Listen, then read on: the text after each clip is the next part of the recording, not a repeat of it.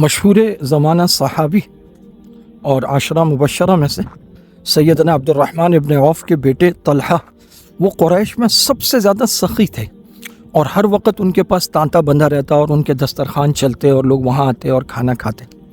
تو ایک دن ان کی بیوی ان سے شکوہ کرتے ہوئے کہنے لگیں کہ ویسے میں نے تمہاری قوم جیسے لوگ نہیں دیکھے اور بڑے مطلبی سے ہیں یہ لوگ۔ انہوں نے کہا وہ کیسے؟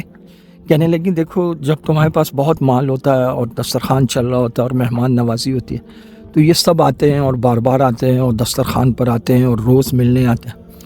اور جن دنوں تمہارا ہاتھ تنگ ہو جاتا ہے، تمہارے پاس پیسے نہیں ہوتے، ان دنوں کوئی آتا ہی نہیں۔ تو بڑا عجیب جواب ارشاد فرمایا، کہنے لگے یہ تو ان کی صفت ہے، یہ تو ان کی اچھائی ہے کہ وہ ان دنوں میں آتے ہیں جب ہم اس قابل ہوتے ہیں کہ ہم مہمان کا اکرام کر سکیں، کھلا سکیں، پلا سکیں، اور جن دنوں میں ہمارے پاس مہمان کا اکرام کرنے کے لیے کچھ نہیں ہوتا، ہم ان کو کھلا پلا نہیں سکتے اور ہماری بے عزتی ہونے کا امکان ہوتا ہے، ایسے دن میں وہ آتے ہی نہیں اور ہمیں ملامت اور بے عزتی کا شکار ہی نہیں کرتے۔ تو یہ تو ان کی بڑی اچھی بات ہے، کوئی بری بات تھوڑی ہے۔ تو حضرت امام ماوردی رحمہ اللہ اس پر فرماتے ہیں کہ دیکھو یہ ہے حسن اخلاق کی انتہا، کہ جو ان کی بری بات تھی اس کو اچھائی میں بدل دیا اور ان سے حسن ظن کیا، اچھا گمان کیا۔ یہ ہوتا ہے مسلمان جو دل میں بھی کسی کے لیے برائی نہیں رکھتا اور لوگوں کے ساتھ اچھائی کا معاملہ کر کے اس کے اجر کا طالب وہ لوگوں سے نہیں ہوتا۔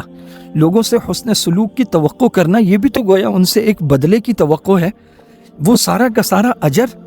اللہ کی ذات پر چھوڑ دیتا ہے کیونکہ وہ اللہ کے لیے کرتا ہے۔ آج کل بہت سارے لوگ ہیں وہ کہتے ہیں جی نیکی کا زمانہ نہیں رہا، وہ اس لیے ایسا کہتے ہیں کہ وہ لوگوں سے اپنی نیکی کے بدلے میں